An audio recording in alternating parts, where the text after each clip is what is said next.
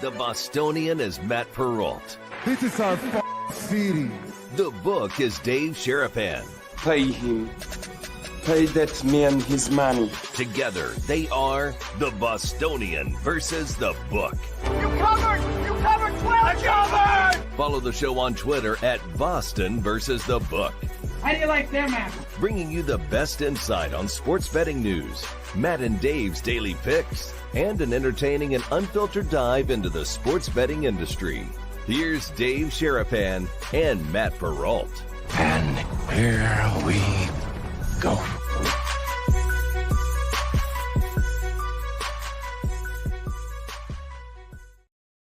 What's up, beautiful people? Welcome into a Wednesday episode of the Bostonian versus the Book. I'm Matt Perrault. We are live on our YouTube channel at Boston versus the Book. Same thing on Twitter, X at Boston versus the Book, and we're replayed on Sports Grid Television and Sirius XM channel 159. Thank you guys for being here on this Wednesday. Lots of good stuff to get to on the show today for us here on a Wednesday. NBA draft is tonight. If the Boston Celtics take another Creighton Blue Jay, I don't know what I'm going to do with myself.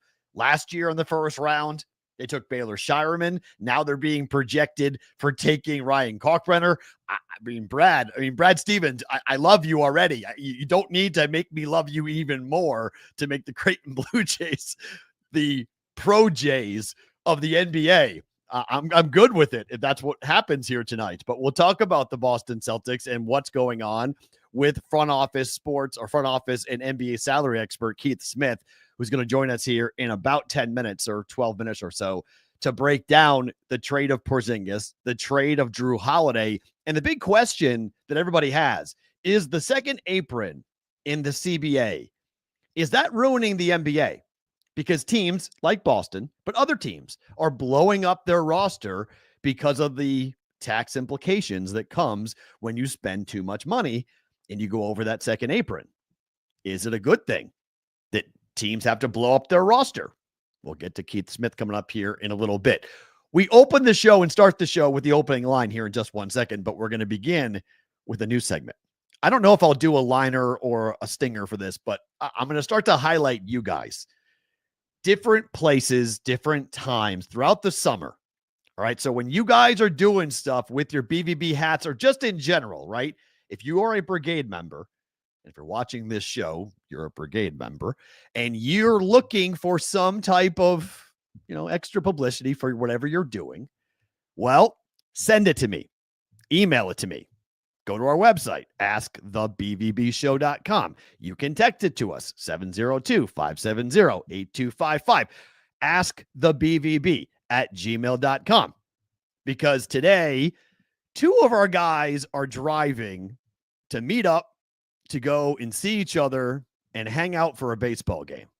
One Snap and the Sweet Lou from the 412 all getting together to go watch the Yankees and the Reds today. They're both driving. That's them in their cars. They're both driving from Pittsburgh and from Ontario to meet in Cincinnati to watch the Reds and the Yankees play today. Very cool, gentlemen. Thank you for letting us know. Thank you for wearing your hats. And thank you for being a part of the brigade. You guys are awesome. I love you both. Great to see you guys. Hopefully you guys are going to have an awesome trip. I think the weather is going to be nice for you guys. I think you guys are going to be okay. So looking forward to the weather and the game. And you missed your one game shy of that game last night with Burns. More on that kid here in just 1 second. But we start the program like we do every day with the opening line.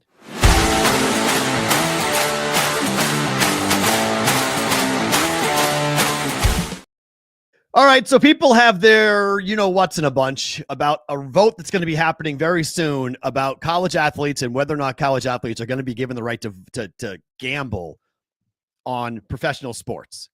There is a proposal that is currently out there that would keep college athletes from betting on college sports, but would legalize it, make it okay for them to bet on professional sports. This has everybody all up in arms, like on both sides of the aisle on this conversation, because there are states that have an 18-year-old age limit on gambling. There are other states that have 21. So the debate really is coming down to, okay, college kids who are 21 and over, they're allowed to drink. And if they're allowed to drink, why can't they gamble? If you have an 18-year-old age limit for gambling, which there are more states than really people understand when it comes to sports gambling legalization. New Hampshire is 18, which is bonkers to me. I still can't believe 18 is the age limit. I would have made it 21 across the board, but it's 18 at the moment.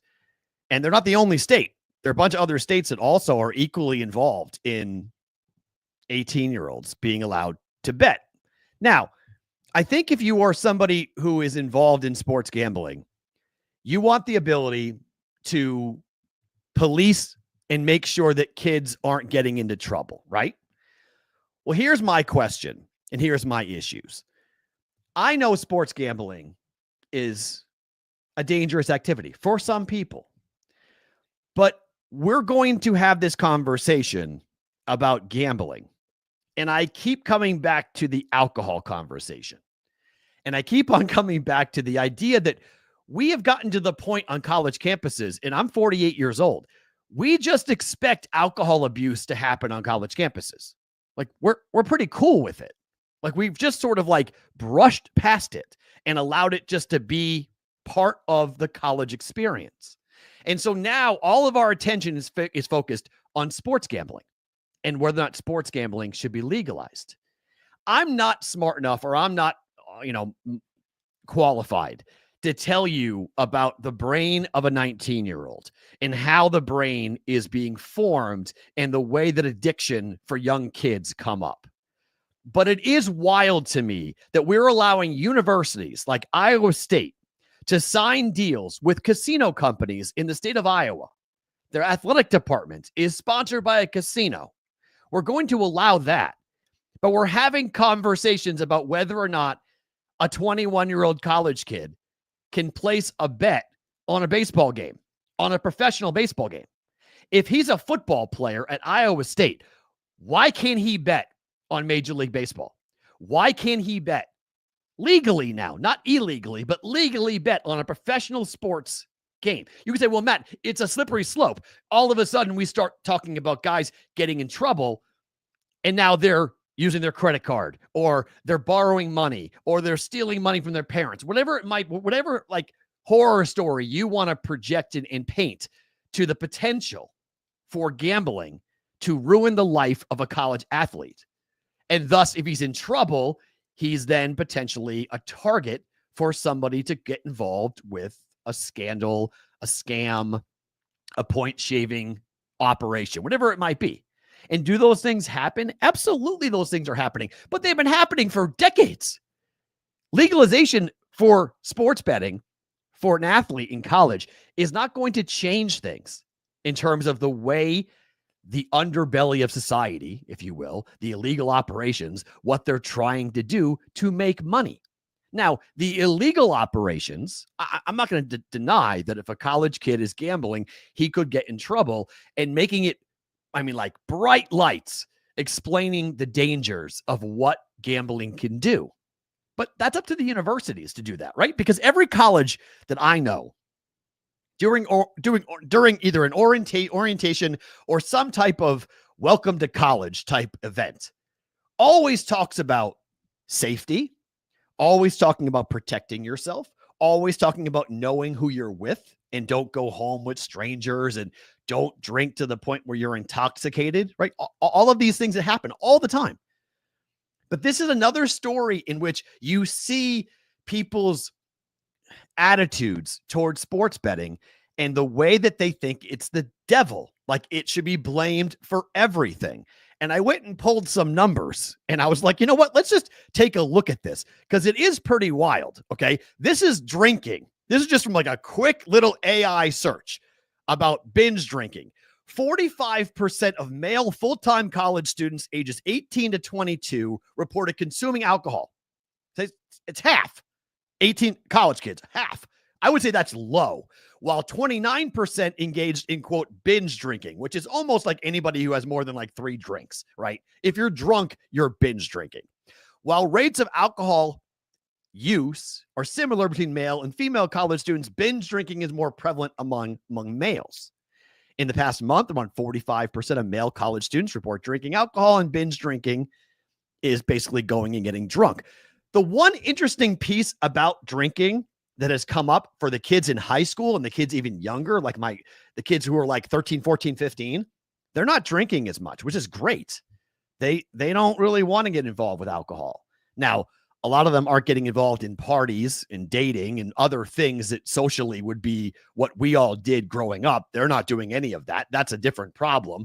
Screens, COVID, all the other problems in society that generation has run through, kind of a different deal.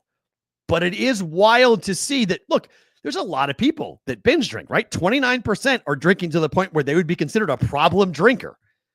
When you go up against it with alcohol, 6% of college students, 6. We're talking about 29% of the college age, 18 to 22, are getting involved versus 6% of college students. That's not athletes. That's college students who are involved, who experience a gambling problem, a serious, quote, gambling problem.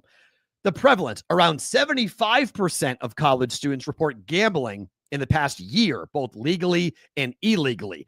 The one thing that I asked about that when I read that was, are we talking about like NCAA tournament brackets? Like, is that considered gambling in this conversation? Because fine, I would say 75%. Otherwise, that seems very high.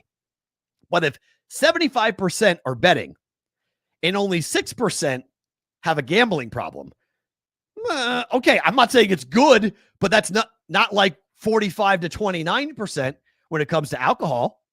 Male students gamble more. 18% of college students gamble weekly or more frequently. 18% of just college students. Students with gambling problems are more likely to use substances like alcohol, nicotine, and engage in risky sexual behavior and have suicidal thoughts. Okay, don't really know how that goes.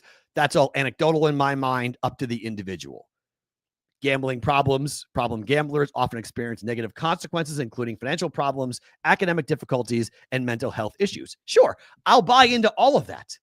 And there needs to be protections put into place. The same way that there are protections put into place, kids that drink on college campuses.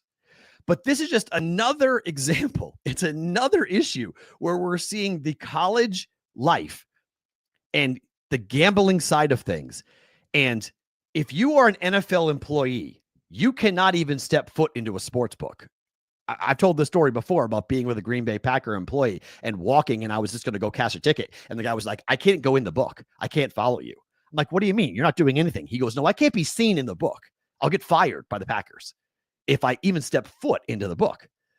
So like, we've seen different leagues have very stringent, but players can gamble.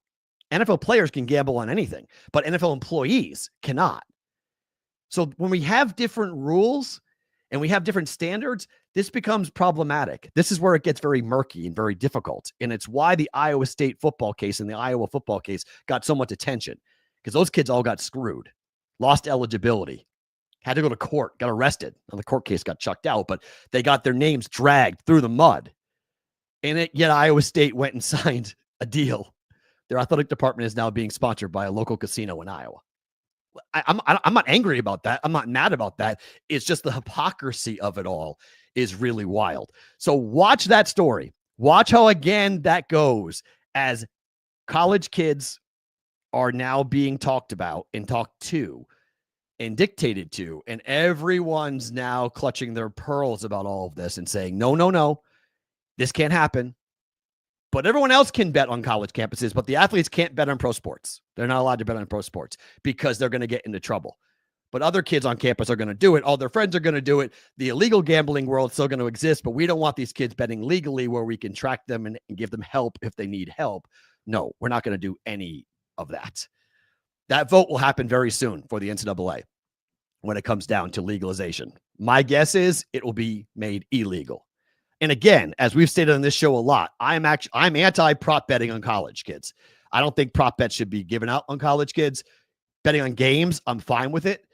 But if they don't do prop betting on college kids, there will be other places offshore and whatnot that will.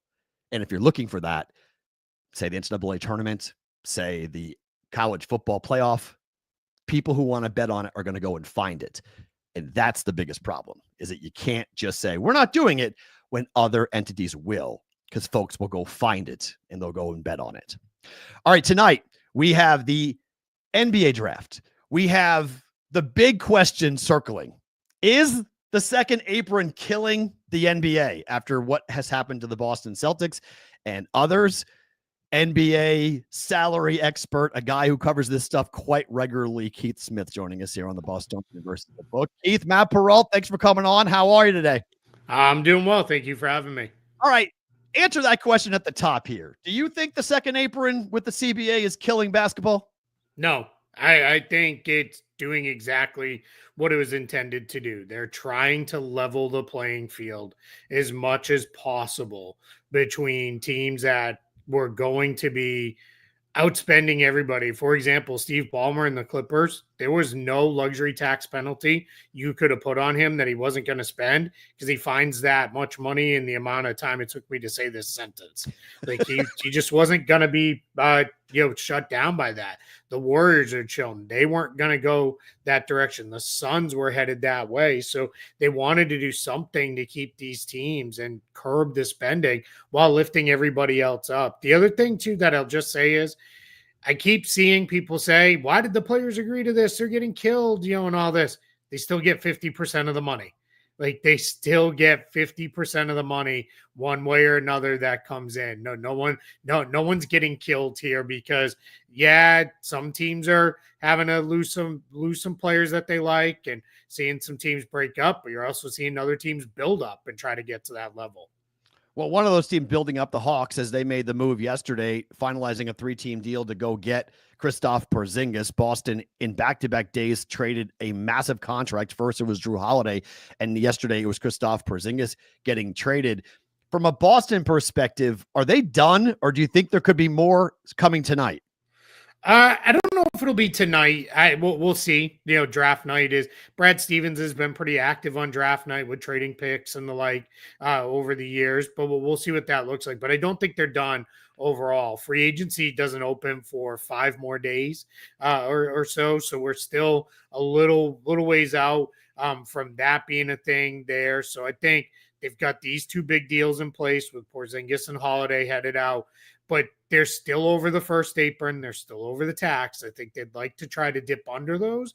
If they, at least under the first apron, if they can, maybe even all the way out of the luxury tax. I don't think it's going to be another major big blockbuster, but I think you might see a couple more moves from them here over the next couple of weeks. So you aren't hearing Jaylen Brown's name tonight. You don't believe he gets traded tonight by Boston?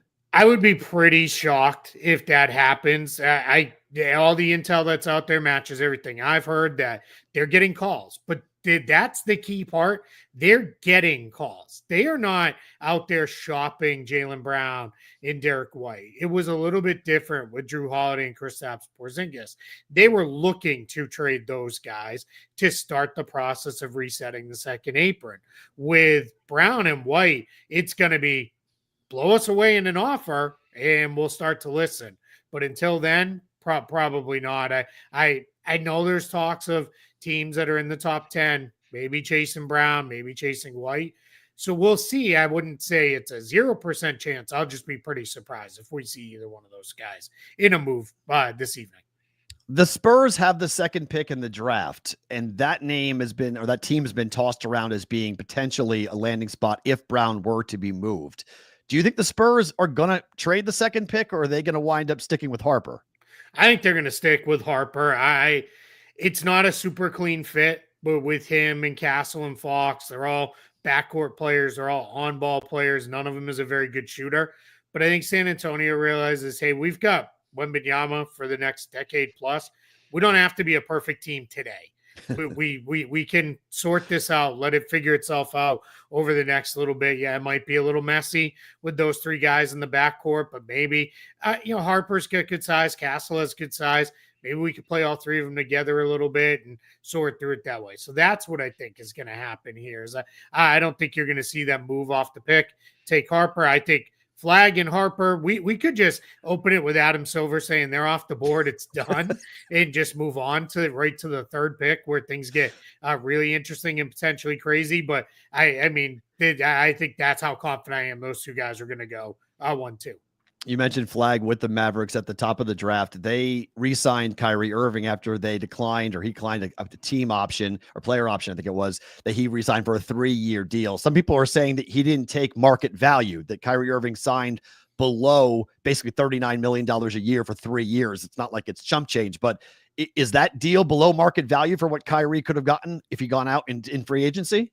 And not in free agency, because the only team with cap space is the Brooklyn Nets. And I'm pretty confident that wasn't going to be a let's run that back situation. Making a sign and trade for him on a max deal gets extremely difficult to pull off. So I think what happened here with Kyrie Irving and with the Dallas Mavericks was this was how the process is supposed to work. He went into a situation where he could go into free agency, and him and the team sat down and said, all right, you're coming off this torn ACL, where this is really for on-court purposes going to be roughly a 2.5-year deal, because he's going to get back about halfway through this season. So we aren't comfortable with going to the full max. And in addition, we're trying to build a really good team here. Can you take a little less, free up a little more spending power for us here, and can we get something done? And for Kyrie, I think he took a little less with the Mavericks when he got there in his last contract with them. I think now he's at a point where it's like, yeah, I want to win. Like, I don't need to absolutely get every last dollar I could get. And I think this is when you average about $40 million a year for an older guy, a small guard coming off a major injury, I think this represents a pretty good compromise for both Kyrie and the Mavericks. Keith, the Eastern Conference is really kind of wonky. It looks on paper, it looks completely wide open. Are the Hawks a team that we got to pay attention to? I mean, what do you make of Porzingis going to Atlanta? Yeah, I mean, I don't want to say that they're next year's Pacers by any means, but I think they have a chance to be pretty good. This was a team that went through a lot of injuries this year. Jaylen Johnson missed most of the season, and I don't know if people have fully caught on to just how good he is and how important he is to that Hawks team. He gives them a lot of scoring. He gives them an additional on-ball playmaker that they really need alongside Trae Young. Dyson Daniels went up multiple levels as a player last year. Zachary Risache looked really good after kind of a rough first month or so in the league. He really started to figure things out. Nyeka Okongwu is a solid big man, and regardless of how you feel about Trae Young, he's still a wildly productive offensive player.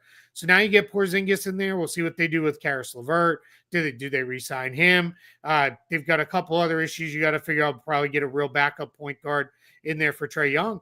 But they're building a really solid team in Atlanta. I think they are probably let's see what other teams do, right? Where it's June 25th, where free agency hasn't even opened yet. But I think Atlanta is going to make a real push to be a top 5 or 6 team in the Eastern Conference next year. What do you make of the Rockets? I love Ime Udoka. Obviously, he had some rough things happen off the court with the Boston Celtics, but now with that roster, with Kevin Durant, they're in Houston. What's your outlook on the Rockets for next year? Yeah, I think they're going to be really, really good. I think the Kevin Durant trade combined with Fred VanVleet saying, hey, all right, I'll get out, take me out of that team option, and I'll take like $20 million less to return. That frees up the non-taxpayer mid-level, which is $14 million. I said earlier, there's no cap space this summer. It's the Nets who are rebuilding. So $14 million is pretty good spending power. They'll get at least one good player. They might even be able to split that up and get a couple good players in the door. And if you're the Rockets, you're feeling pretty good. When you watch their series against the Warriors in the first round, the number one thing that screamed out is, anybody who can get a bucket. Like, no one can just throw the ball to that guy and he's going to make something happen. Now they do with Kevin Durant. Yeah, Kevin Durant is 37. He has injury history. He has this history of being happy for 1 year and then not really liking where he is. But at least for next season, I think Houston is set up to be a really good, strong team. They've got depth. They can play a lot of different ways. I think they're going to be really, really good in the West. And they were already really good last year, but I think they're ready to push. I'm not going to say they're going to push the Thunder, but it push towards the top of the group of teams right below Oklahoma City, 2 through 5 or 6. Keith, tonight, the reigning champs, the Thunder, 7 years, 7 different champions, but they have 2 first-round picks. They have a lottery pick that didn't play this past season because he blew out his ACL. How good could this team be next year if they hit? Yeah, same or better, right? Because they're young, right? Guys are going to improve. If Chet Holmgren stays healthy, there's another, I don't know how many wins. Now, natural, we saw this with Boston this past year, saw with the Nuggets the year before.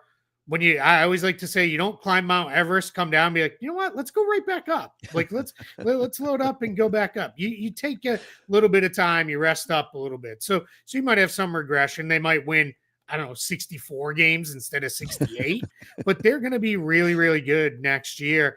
They're set up. The kind of funny story is they have 13 players under contract, 2 free agents who they really, really like and would like to keep, and 2 draft picks. Well, you can only have 15 on standard contracts. So I feel pretty confident what Sam Presti's going to do is he's going to take one of those first rounders and say, you know what, I'm going to kick this can down the road. And because he's Sam Presti, he'll probably turn it into 2 more first round picks, multiple years later. Or the other rumor that's out there is it seems like there's a player or 2 they really like in the top part of the draft.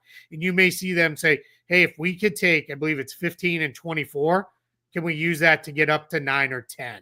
Where can we go? They're definitely a team that's got a lot of options going into tonight's draft. All right, looking at here on this, Keith, are you expecting fireworks tonight? Did you think we're going to see a whole lot of movement, or is this going to be a quiet, typical NBA draft? No, there's going to be a lot of stuff. Brooklyn has 5 first-round picks. The thing I am most confident in is Cooper Flagg's going number 1. The thing I am most confident in behind that is the Brooklyn Nets will not select 5 players for themselves in the first round. That would be absolutely absurd. I kind of hope they do, and then I hope somebody's like, when do you start all 5 rookies? Throw it back to Steve Fisher and the Fab Five at Michigan State, where they begged them to play all 5 freshmen.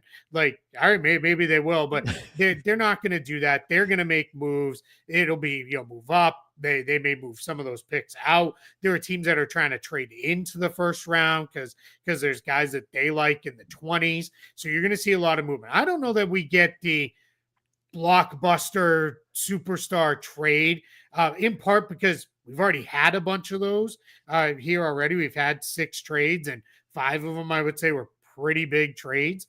But I do think you're going to see a lot of movement, a lot of trading. The other thing that leads to that is it's a pretty, I like to call it, I don't like to say flat, but eye of the beholder draft after the top 2, where it is, I like this guy more than this guy. And if you really feel strongly about a player and it's, man, we're 2 picks away and I'm not sure with this other team, you may see a team be like, all right, let's just jump up and get the guy that we really, really like. So you're going to see a lot of movement in those ways throughout this draft as well. All right, I lied. One more. What are the Knicks doing, Keith? Who's going to coach the Knicks next year? Yeah, we'll see. I mean, at least now they're acting a little more normal about the process. And I will say this, it cost them absolutely nothing other than we all made fun of them for a week to ask about all these coaches under contract, because it's not like you had to pay $1 million to even ask the question. You just asked, they got told no, and they moved on. There's still a little bit of buzz because Jason Kidd did not turn right around and sign an extension. I personally think they're going to either hire Mike Brown or Taylor Jenkins. Sounds like they're going to interview Mike Inori, who's been kind of one of those assistants who we've heard about for years and years, and he's the next guy. And it just hasn't happened for him yet. You mentioned Dime Udoka earlier. He was on that list for about a 4 or 5 year period. So we'll see, what they do, but I think they're going to get a pretty good coach. Then roster-wise, it's probably going to be moves around the edges. I think their roster is pretty well set. And if I'm like the Knicks or the Cavaliers, I'm looking at the rest of the East and saying, hold on, the move isn't to make a big home run cut here. Like let's relax a little because we're pretty good, and this conference has only come back closer to us throughout the injuries and all the things that have happened throughout the playoffs. Keith, if folks want to follow you tonight and watch your coverage of the draft, how can they do so?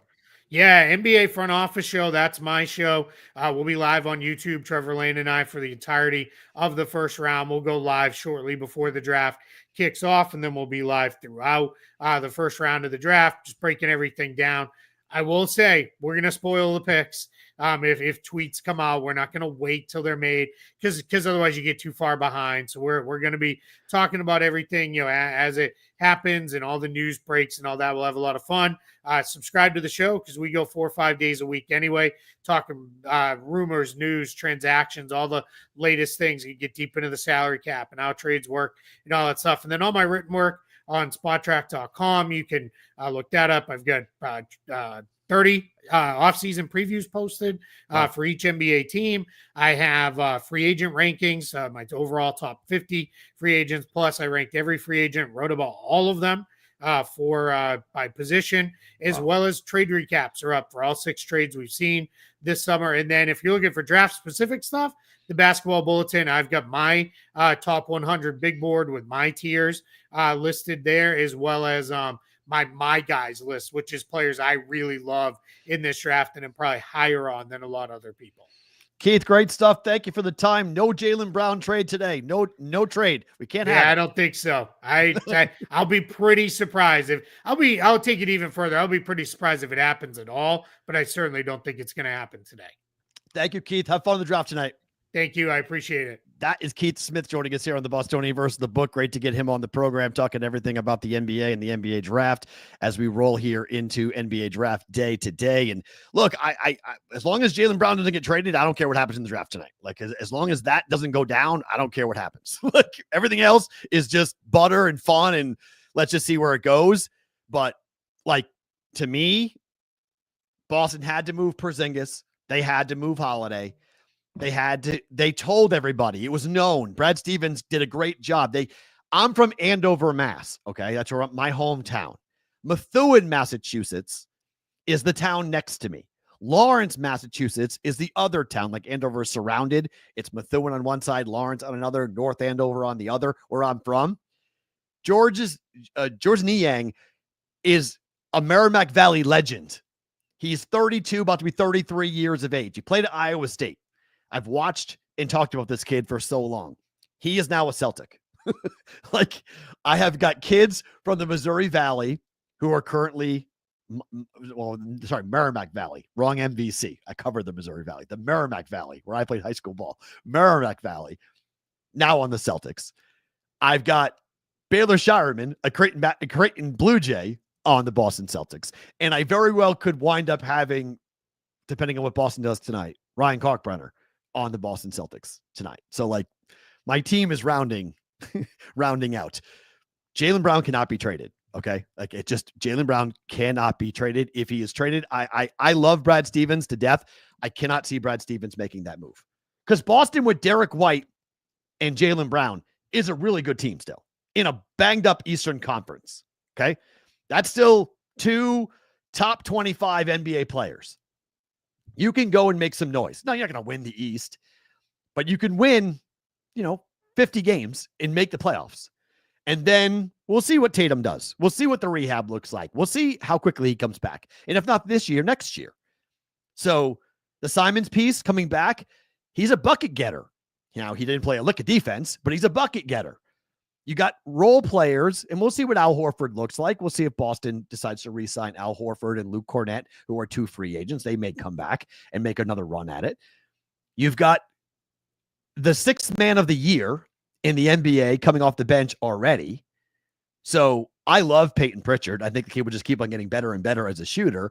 Boston's going to shoot even more threes than they did last year.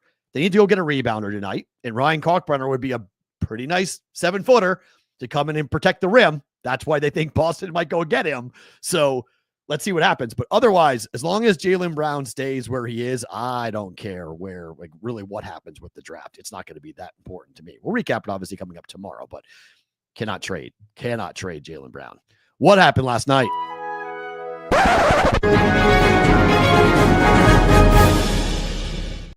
All right, we'll roll through it. Yankee fan and number 2 overall pick in last year's Major League Baseball amateur draft came in and struck out 5 batters, the first 5 batters that he faced for the Reds, which there was a ton of hype coming in for Chase Burns.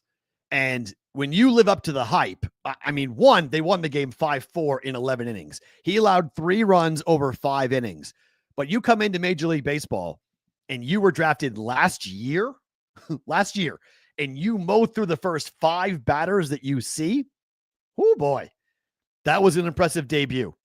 As he said after the game, that was all he could have hoped for, to come in and pitch like that. And Cincinnati's got to be ecstatic. That's a Tennessee Volunteer that played on a national championship team, that stepped right into the big leagues and rocketed through the minors and comes in and makes his major league debut. It's caused everybody in Cincinnati to say, why did you wait? Like, bring this kid up. But it wasn't just one Tennessee Volunteer that made news last night. More misery for the Boston Red Sox.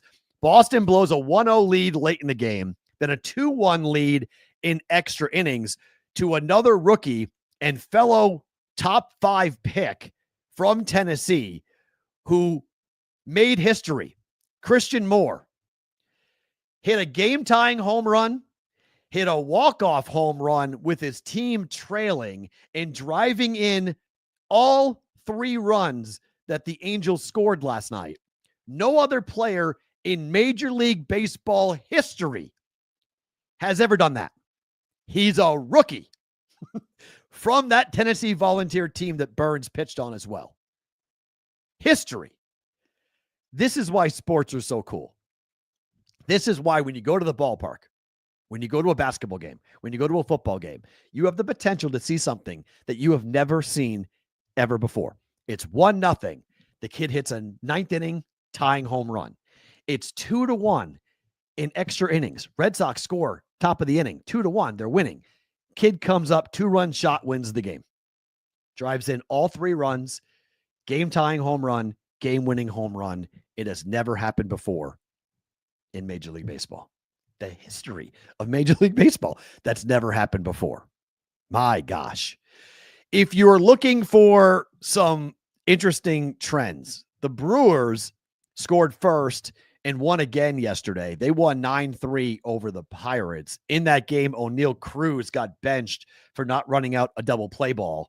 He claims he forgot how many outs there were, but that is a really bad sign for the Pittsburgh Pirates going forward when one of your best players or one of your leaders in your clubhouse is mentally checked out of a game that you were losing. But from a trend perspective, the Brewers have won 76% of their games in which they have scored first since last year.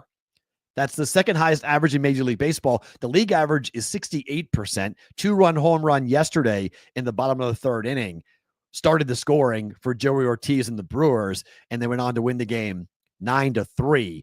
Milwaukee's a pretty interesting team. People thought they were going to be pretty good this year. They've had a little bit of an up and down start to the year, but they're starting to round into form here today, or into in this summer, in June.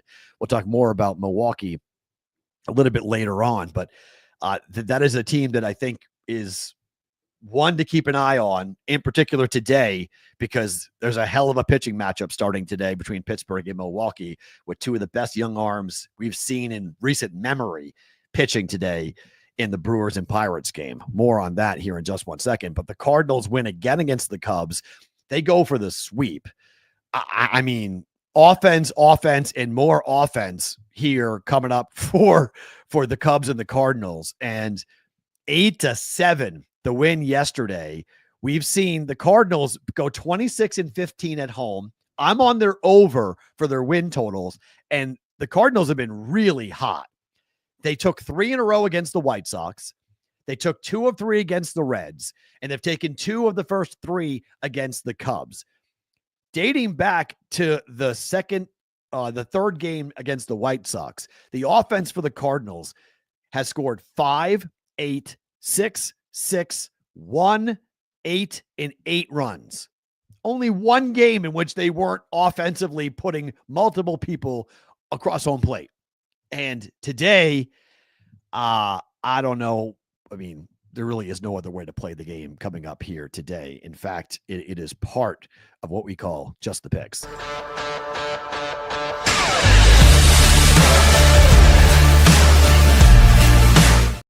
All right, Just the Picks here for BvB. Plays that we're going to make for today that I have made. You guys can fade or follow it. Right to the Cubs and the Cardinals. We're going back to the over. 8-2, 8-7. First two games, Matthew Boyd goes today for the Cubs against Eric Fetty. Look, Boyd's a good lefty, but he's a guy who can be hit, and the Cubs bullpen is giving up runs. On the same side, Eric Fetty at home has a 4.36 ERA, opposing batting average of 256. He's given up 16 earned runs in 33 innings worth of work at home, and he has pitched primarily on the road this year. It's kind of a strange anomaly. He hasn't been great. He hasn't pitched many games at Busch. This is only his second game at Busch in the month of June, and only since May 1st, only his fourth game starting at Busch. So the bullpen for the Cardinals equally. I mean, I think Fetty will give up 3 or 4 runs to this Cubs offense, which is pretty good. I think the same thing happens here today for this Cardinals offense up against Matthew Boyd, who, again, as a lefty, he gave up 2 earned runs to the Mariners in his last start. They lost the game 9-4 at home. He was good against the Pirates, where he gave up 1 earned run in 2 innings worth of work, but on the road against the Phillies in his last starts, 1 earned run, 2 runs given up, but a 4-3 final, a loss on the road there. So Cubs can score. Cubs give up runs, over 8.5 for the Cubs and the Cardinals today. Bet number 2, this is a rinse and repeat thing for me. I've been betting the Cubs and the Cardinals over. I've been betting Seattle and Minnesota equally to go over. I just think you don't overthink this. Cal Raleigh and company have been scoring so many runs. They are the hottest offense in baseball still. They're 21-18 on the road now. And look at their last 5 games for what the Mariners offense has scored. 9, 7, 14, 11, and 6 runs scored. They're giving up runs on top of that. Not as many as they are scoring. That's why they're red hot, and they've won 3 games in a row and won 5 of 6. Gave up 5, 2, 6, 10, and 4. So they're giving up runs, but the Twins are an absolute dumpster fire. I mean, you can bet if you want on the run line, you can bet Seattle. They have now lost 5 games in a row, and they have lost 1, 2, 3, 4, 5, 6, 11 of 12. The Twins are an absolute mess at the moment, and they're giving up a ton of runs. Over their last 5 games, the Twins have given up 17, 9, 9, 11, and 6. Like, again, it's bet the run line. It's never, I mean, I was a little sweaty to bet the run line, but Seattle over. Minnesota over. We're 2-0 so far with Cubs Cardinals. We're 2-0 so far with Seattle and Minnesota. It's basically just a rinse and repeat for me. Just go ahead and bet it. Oh, DK's got it down to 7.5. People are betting the under. I don't understand. I don't understand. People are betting the Twins. Last night, I saw this. The number was moving as I was taping the Daily Juice. The numbers were moving towards Minnesota and the under. And I was like, what are we doing? Like, what are we doing? Like, really? You're backing the Twins who have lost 11 of 12?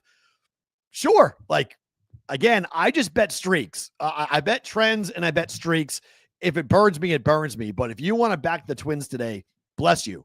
Because I don't know what you're looking at. I don't know what you're watching that's making you go, yeah, let's back the Twins. That's a good idea.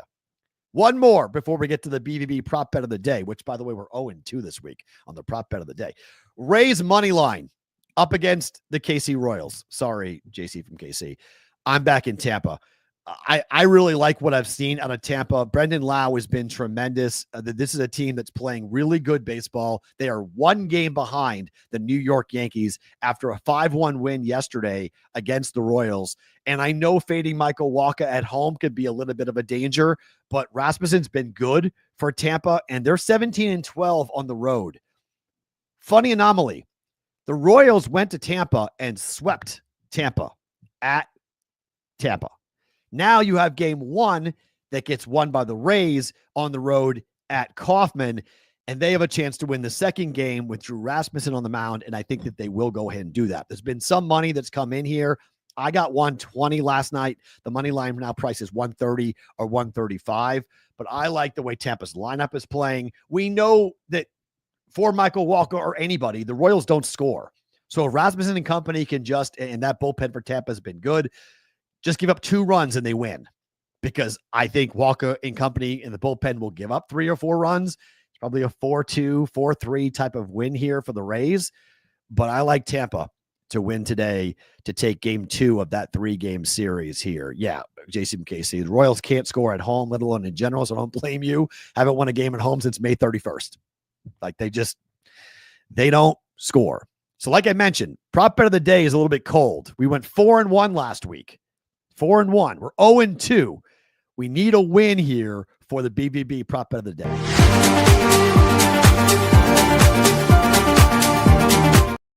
When you need a win, go to Cal Raleigh. Cal Raleigh over 1.5 bases today is plus 104. Cal Raleigh has gone over this for 6 straight games. Dating back to the 17th of June, against Boston, he had 7. Against Boston, he had 2. At the Cubs, he had 9. Against the Cubs, he had 4. Against the Cubs, he had 5. Against the Twins, he had 5. Yesterday, he had 3. Did not hit a home run, but did go over. He wound up with 2 hits, 1 run scored, 1 RBI, and 1 double, 1 single. Does it again, just a double, and we get there for Cal Raleigh. Home run, we get there easy for Cal Raleigh. We're flying over 1.5 bases for Cal Raleigh for the Mariners. I like the over. We like Cal Raleigh to get going and to do something here for today. As JC from KC put in the chat, Cal Raleigh's on pace for 66 home runs, destroying Salvador Perez's record for the most by a catcher in a single season at 48. I cannot imagine the pace that Cal Raleigh is on continuing after the All-Star break. I can't believe that. I just can't imagine that that's going to be he winds up with that many home runs. I can't even imagine him winding up with 50 home runs. I mean, you look at the number of home runs before the All-Star break, we saw Johnny Bench's record fall, where it was 30 home runs before the All-Star break when he was 22 years old with the Reds.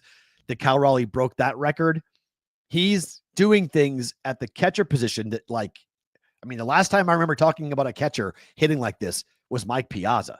Like, we haven't seen a catcher who is able to drive in runs like this, and he is incredibly productive at the moment. If he stays healthy, this is a historic season for Cal Raleigh. The questions, fingers crossed type thing is, can he stay healthy, catching and DHing for a Mariners team that needs him to keep going? Like, they need him to play this way because their offense at times can be a touch anemic.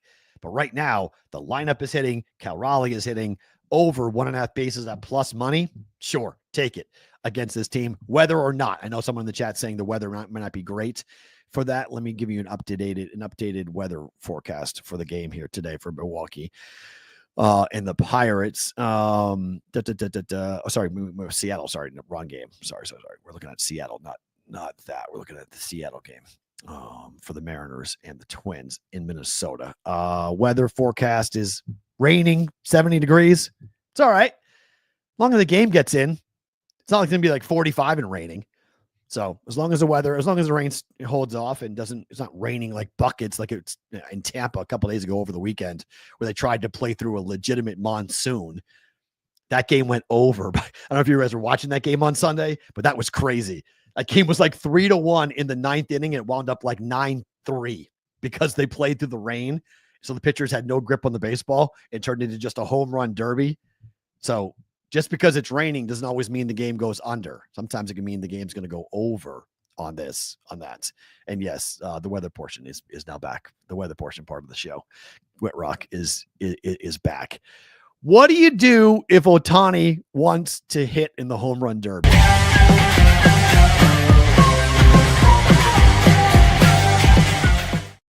Ohtani watch, and Dave Roberts had to answer that question last night. Ohtani is, at least quietly, according to a report in Los Angeles, starting to talk about hitting in the home run derby. Dave Roberts was asked before the game yesterday, and he said, quote, "I'm staying out of that." You're doing what? He's the manager of the National League team in Atlanta for the All-Star game. Look, players have talked about when they go and do the home run derby, how it screws up their swing. We don't need Ohtani in the home run derby. I would love it. I'm not saying I don't want to see it. Of course I want to see Ohtani hit in the home run derby. Who would not want Ohtani to hit in the home run derby? It's like LeBron in the dunk contest. Of course we want him in the dunk contest. Of course we want Ohtani in the home run derby in Atlanta. But this guy is rehabbing to go pitch. This guy is the best player in baseball. And we have seen players, I mean, Pete Alonso, I think Pete Alonso is the only guy I can remember that has won the home run derby consistently, and it has not totally messed up his swing in the second half, or at least like for a week and a half after doing it. Once they come back to live pitching, their eyes are all messed up and they're not able to hit the ball nearly as well. Again, I would love Ohtani to be pitching in the home run derby. Sorry, hitting in the home run derby.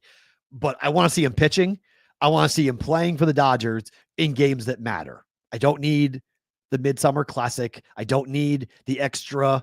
I don't need the eyeballs and the attention and the oohs and the ahs, and he hits tape measure home runs. Okay. I've seen Ohtani hit a home run in person. It is a thing of beauty. It's awesome. It's awesome. So I'm not trying to rob anybody from Atlanta from a very cool experience. I just don't need to watch it. Like, I just don't need him doing that, please. Like, don't get hurt. Don't screw up the swing. Don't screw up your game. Don't screw up your back. Like, let's just come on now. Like, come on now. We don't need this. I want Ohtani to be out there playing real baseball, not fake baseball. And for Dave Roberts to kind of punt on it and say, I don't know, I'm staying out of it. Come on, man. What are we doing? Can't be doing that. Can't be doing that at all. That's not possible. All right. Today, there's one baseball game that's really going to be crazy. Paul Skeens, who we know, it's Skeens Day. Mizorowski, this rookie. Now, we talked about Chase Burns, right? And what he did. Mizorowski's got the same thing. This kid has as good of stuff as Paul Skeens. Both of these guys employ fastballs at about 101 miles per hour. Both of these guys have 95 mile per hour sliders that they'll pull up and off-speed pitches that will fool anybody in Major League Baseball. The total for this game is 6.5. I don't know. You can't bet this game. Like, it's a pick. You can't bet this game. This is going to be absolutely pull up a chair and watch this baseball game. If you need money on this game to enjoy it, you don't like baseball. Like, this is kind of like a test game for me in terms of if you have to be gambling on this game, you don't really like baseball. This is watch and see. This is like, from a gambling perspective, this is a learning opportunity. How good is this Mizorowski kid? Like, how good is he really? Because everyone in Major League Baseball is tuning in to watch this game. How long will the Brewers let him go? We know Paul Skeens, second-year player, okay? So they'll let him go, obviously, a bit longer, 8-7 innings if he's mowing down Brewers hitters. But the Brewers have been hot. And the Brewers hitters have been hot. This is awesome. This is what you sign up for. If you are a baseball fan, this is what you sign up for. And I can't wait. I can't wait to watch it. It's not on national TV, right? Roger Long says the network will want those eyes. I wonder. Mizorowski's Ks are over 5.5. Probably bet the over on that, I guess. Yeah, and I'm with you, Whitrock. I hope the game doesn't with hype. This is the best game of the day. It's the best game of the day. Who has more Ks? I'll say Skeens has more Ks. But it's a great question. I mean, I think Skeens might go longer. Oh, Roger's asking about Ohtani. Okay, I apologize. He's behind it. Sorry, he's talking about the home run derby. Excuse me. Sorry on that. The Pirates strike out an alarming rate. Well, the Pirates have some problems just in the clubhouse, Rainmaker. I mean, O'Neal Cruz, I'd be curious, is he going to be in the lineup today after what happened yesterday? I mean, you lose track of the number of outs and you get benched for doing that. That's not a good situation for your best player who is not locked in. And I know they've been losing a lot of games and it's hard. It's June. It's not great to be a Pirate player at the moment, but that's not good. Oh, it's on MLB Network. It is on national TV. Thank you, CBW. Awesome. I didn't think it was on national TV. Good job by MLB Network. I thought it wasn't going to be on because I saw someone complaining about that on Twitter. I think it was AJ Przinsky was interviewing Mazeroski, and he said, why isn't this game on national TV? And I was like, oh, shoot, this game's not on national TV. I thought I was going to have to go and I have the package so I can watch it. I have the MLB package so I can watch it, but that's great. MLB Network, great job out of them picking that game up. That's awesome. Under, most likely. If it lives up to the hype, this game's going under. There's no way this game goes over if it winds up going the way it's supposed to go. The stinger, as we call it.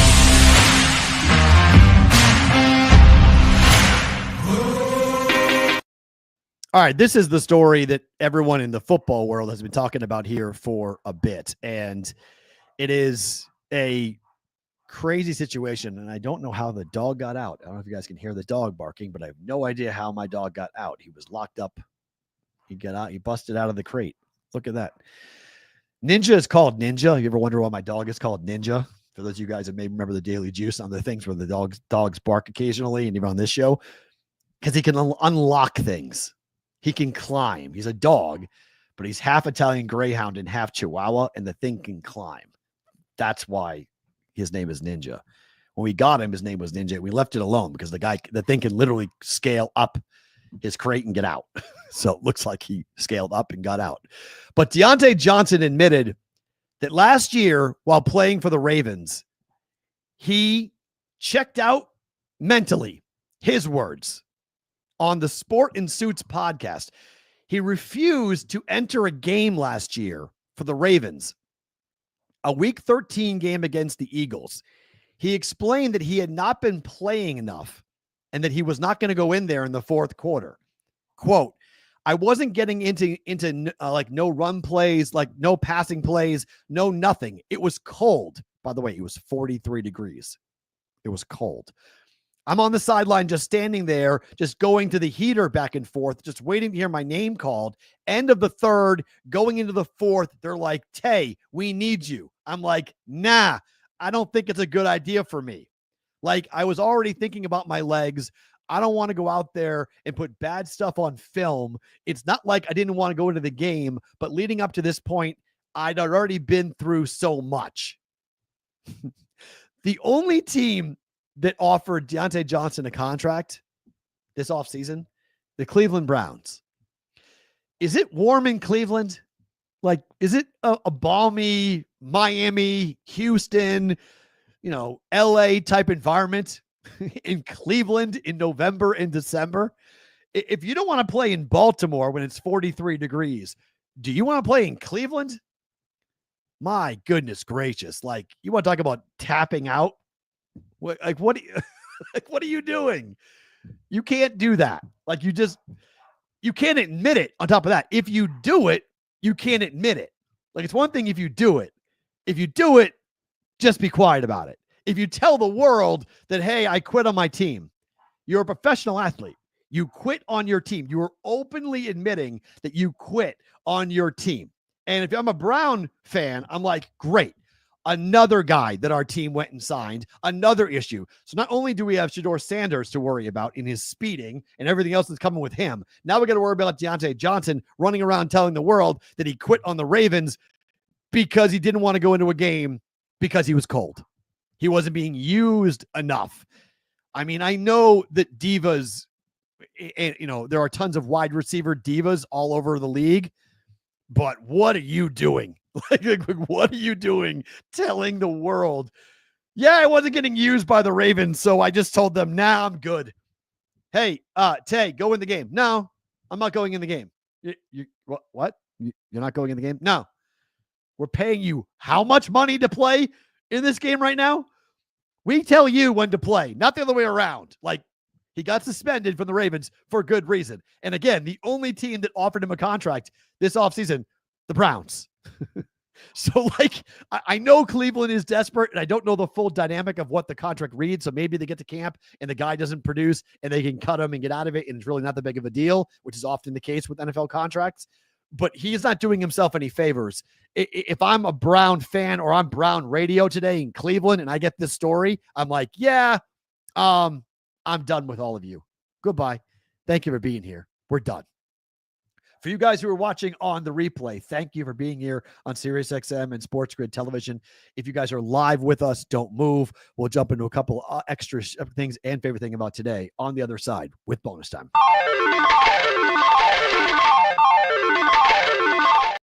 All right.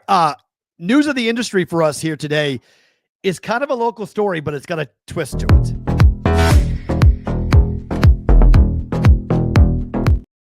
You would think that Vegas in Nevada would be a place that people would constantly want to innovate, that would constantly want to start new and cool companies in the sports gambling space, right? It's actually really hard. The Nevada Gaming Control Board is very difficult. To get a license here, it's very difficult. Now, Dave obviously knows a lot more about this stuff than I do, but being here for 10 years, there just hasn't been that many sports books that have jumped up. Like Circa came on the scene and changed the whole game. Like Circa was tremendous.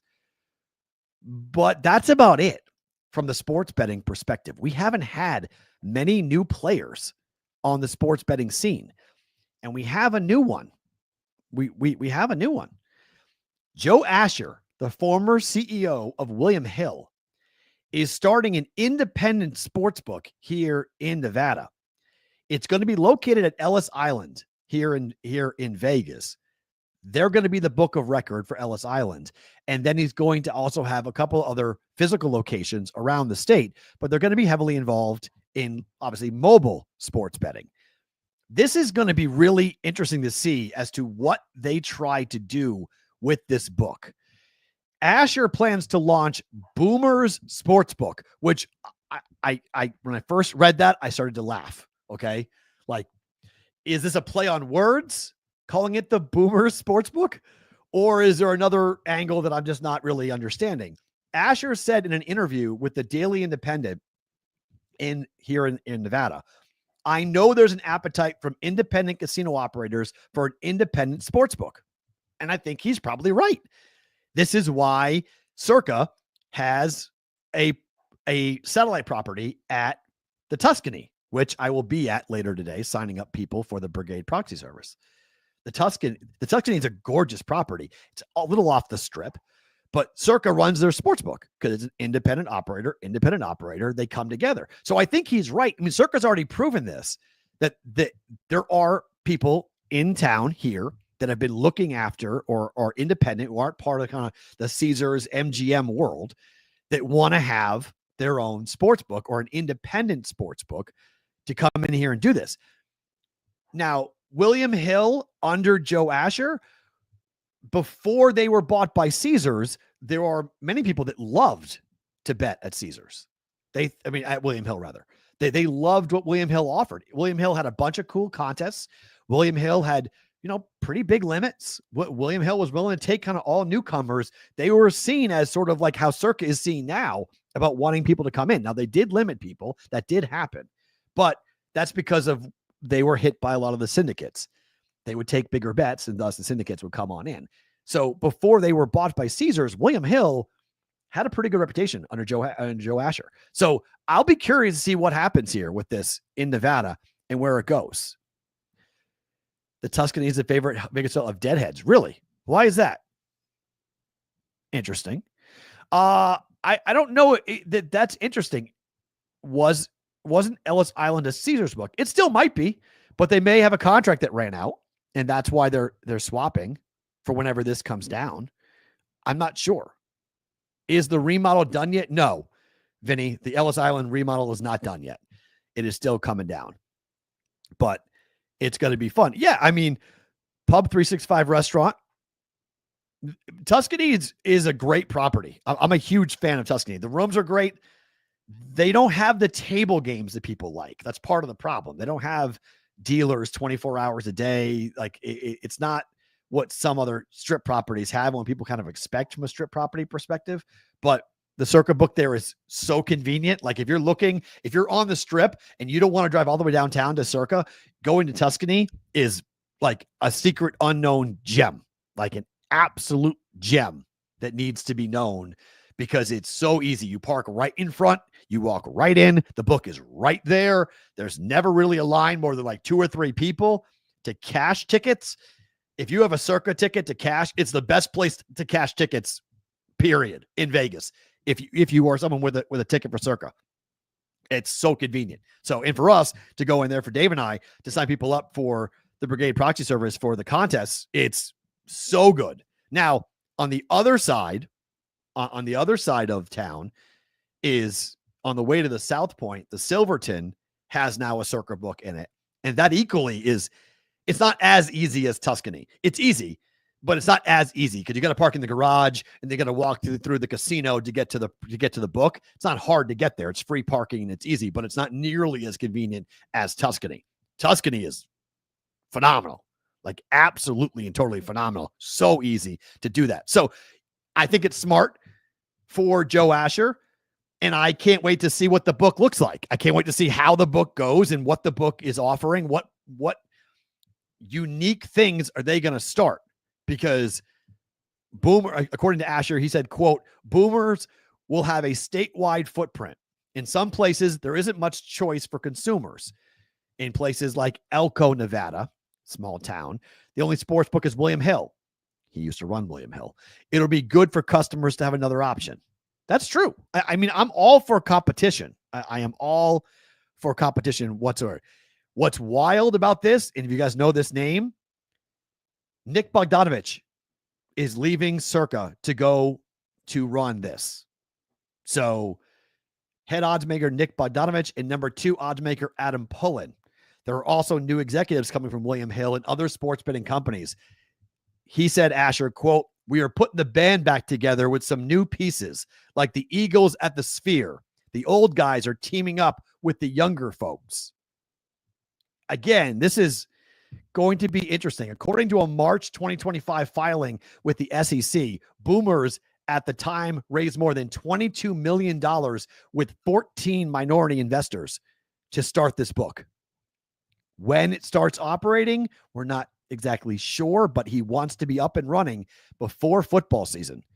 And that is a very interesting development here in town, to have another new independent sports book come on by, being run by sports gamblers.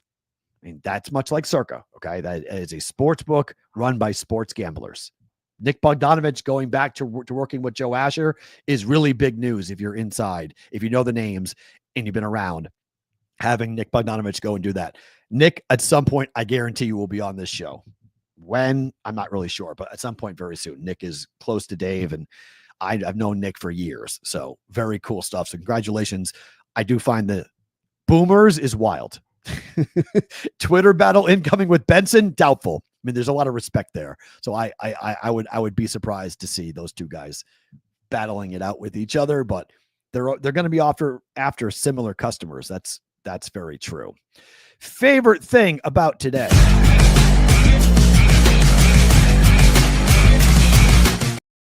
I say this every year whenever we're on the air on June the 25th. If you guys have ever seen my hands and gone, what the heck is wrong with Matt's hands? Well, today is a awareness day that I like to publicize for the young kids who are coming up who may be battling with vitiligo. Today is World Vitiligo Day. It is June 25th. That should say 2025. That's an old placard that I grabbed, but today is June 25th. It is World Vitiligo Day. What is vitiligo? Vitiligo is an autoimmune disease that causes all your pigment to run away, basically, from your body. Your body attacks the pigment and destroys it. My hair, everyone thinks my hair is gray. My hair is not gray. My hair has no color. It is colorless, which is a hard concept for a lot of people. Gray hair normally is pretty coarse. My hair, when you feel it, looks and feels like typical hair. Like, I've had kids walk up to me and say, how did you do that to your hair? What color did you use? It's not what, I mean, my kid, it's not colored. It's no color. It has no color. My little brother, Colin, has it. He's now 31, 32. He has vitiligo. It skips generations. My mom had it. I have it. My brother, Ben, does not have it. My brother, Colin, does have it. My daughter, Madeline, is all like, she's very concerned as to whether or not she's going to have it or not. And I hope that she doesn't. It's hard for young people, but it's not. It's why racism is so stupid. When you have vitiligo, you realize how dumb pigment of skin really is, because underneath the pigment, we're all the same. Literally. It's not like some saying, like some reading rainbow type saying, like literally we are all the same. We all have the same color skin. The pigment is what makes us different races. So it's really stupid to judge somebody for the pigment of their skin, because if you have vitiligo, it all goes. The pigment goes, and you're left with just white skin underneath. That's what the human race is. We're all the same underneath, all of us. Okay. So like, doesn't matter what race, where you're from, what nationality, anything. We're all the same. We're all human beings. So it's impossible, I think, for anybody with vitiligo to be racist, because we all understand exactly what our skin is. It's just skin. It's all it is. It feels the same. There's no difference. You can't catch it from somebody. But for people, I'm a fair-skinned French-Canadian guy. I'm not Italian. I'm half Italian, but I have French-Canadian skin. I'm lucky in that way, because in the summertime, you can tell, like you can see my hand, you can tell. But for most people, when they see it in the wintertime, I'm just pale. Like, it's like, oh, he's just pale. There are people who have very dark skin, African Americans, obviously, and others, that when they lose their pigment, it's a traumatic event. It looks different. People stare, people get afraid. I've experienced all of that, where, someone looks down at your hand and kind of like, recoils a little bit.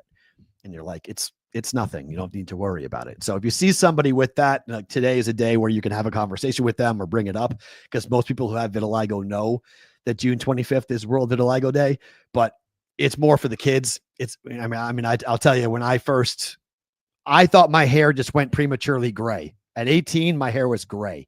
I started coloring my hair when I was 21, and I colored my hair until I was 32. So you look at my hair, it's like black. It's not my natural color. I colored it all the way until, and then finally got to 32. I was like, this is stupid. I'm going to stop coloring my hair. And so I just let it go. And I've been fully gray like this since I was 32. My hand going at 30 was when I started seeing the pigment in my hands. That was traumatic. I thought I was dying. I went to a dermatologist, and the guy looked at it and goes, "You have vitiligo. Why are you here?" And I was like, "I have what?" They're like, "Your hair." I was like, "What about my hair? It's gray." He's like, "No, it's not." He's like, "You have no pigment in your hair. Like, this is the first time you're hearing this?" I was like, "Yeah." He's like, "You have vitiligo. Go away. You're fine. Don't worry about it."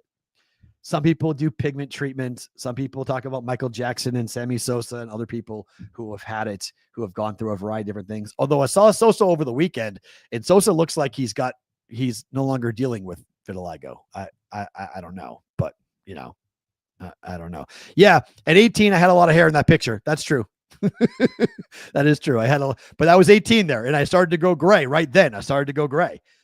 And then, I've always had hair. I still have some hair. I don't have a lot of hair, but I have some hair left, but it's all gray. There's no color in it. Like, just, it freaks out people who cut my hair for the first time. They get all twisted and turned around. So if you know somebody in your family, or you got somebody in your life or someone else, to let them know, hey, today is the day to raise awareness for vitiligo. Guys, thanks for being here. Thank you to Keith Smith for being a part of the show today, talking NBA draft, and the salary cap and the second apron. If you missed any part of that conversation, go on back and watch it tomorrow. Thursday, we'll recap the NBA draft, see if anything crazy happens here tonight. Hopefully, Jaylen Brown is not traded tonight by the Celtics. I can deal with Porzingis. I can deal with Drew Holiday. That's fine. Leave JB alone. Recap it all tomorrow on a Thursday's Bostonian versus the Book.